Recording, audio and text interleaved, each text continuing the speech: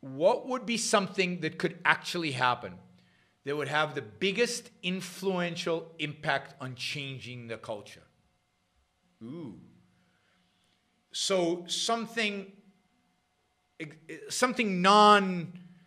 not in terms of ideas, but something that would happen out there in the world that would have a huge impact on the culture.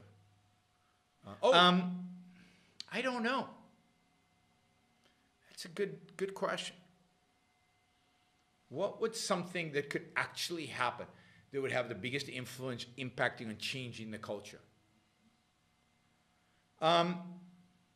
Yeah, here's one. Imagine that in 20 years, the Billionaires. No, I don't think a good Atlas Shrugged movie would be enough. Imagine in 20 years, the Billionaires, the Mike Zuckerbergs, that kind of level people, are objectivists, are known to be objectivists, are proud to be objectivists, are willing to state that they're objectivists.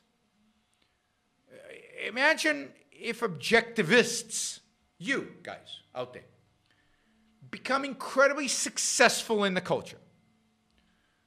Imagine the 10, 100 John Allisons, not just running one bank, but running a bank and running a technology company and running, and talk about it and are proud of it and express the values they got out of environment. Imagine, I think this is an example Harry Binswanger gives, that a Nobel Prize winner in physics says, yep, Einstein's epistemology, that's how I got where I got.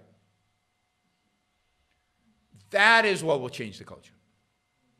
If we, I can't say we produce because that's weird, that's like very collectivist, but if out of our community, we have a significant number of successful people who are openly objectivist, and they can become openly objectivist after they become successful, that's fine. Now, today we have a handful, but even the ones that we have, many of them don't want to declare themselves objectivists, don't want to talk about it, don't want to make a big deal of it because the cost is too large. But imagine if there were 20 of them, I don't think the cost would be large anymore because they would have weight. So I think it's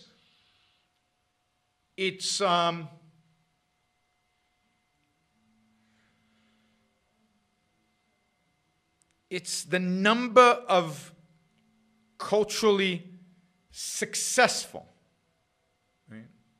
Culturally successful people. And to begin with, I wonder if I can ask you to capsulize, I know this is difficult, can I ask you to capsulize your philosophy? What is Randism? First of all, I do not call it Randism, and I don't like that name. I call it objectivism. All right. Meaning a philosophy based on objective reality. Now let me explain it as briefly as I can. First, my philosophy is based on the concept that reality exists as an objective absolute, that man's mind, reason, is his means of perceiving it, and that man needs a rational morality.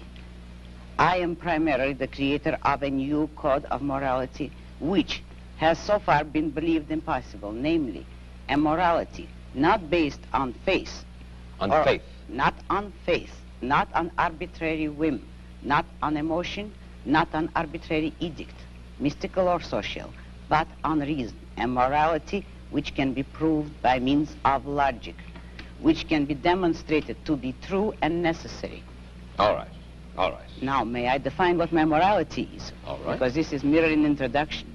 My morality is based on man's life as a standard of value. And since man's mind is his basic means of survival, I hold that if man wants to live on earth and to live as a human being, he has to hold reason as an absolute, by which I mean that he has to hold reason as his only guide to action, and that he must live by the independent judgment of his own mind. that his highest moral purpose is the achievement of his own happiness, and that he must not force other people, nor accept their right to force him, that each man must live as an end in himself and follow his own rational self-interest. May I? All right, before we go on, reminder, please like the show. We've got 163 live listeners right now, 30 likes. That should be at least 100. I figure at least 100 of you actually like the show. Maybe there are like 60 of the Matthews out there who hate it. But at least the people who are liking it, you know, I want to see a thumbs up. There you go. Start liking it. I want to see that go to 100. All it takes is a click of a thing, whether you're looking at this. And you know, the likes matter. It's not an issue of my ego.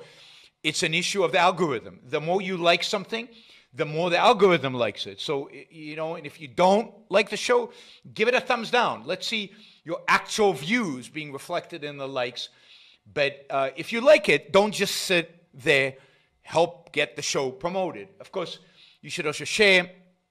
And you can support the show at JeronBrooksShow.com/support, or on Patreon or Subscribestar or Locals, and show your support for the work, for the value hopefully you're receiving from this.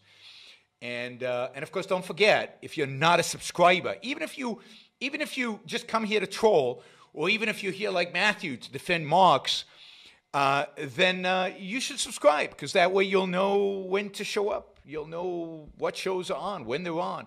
You'll get notified, right? So, yes, like, share, subscribe, support. Like, share, subscribe, support. There you go. Easy. Do one or all of those, please.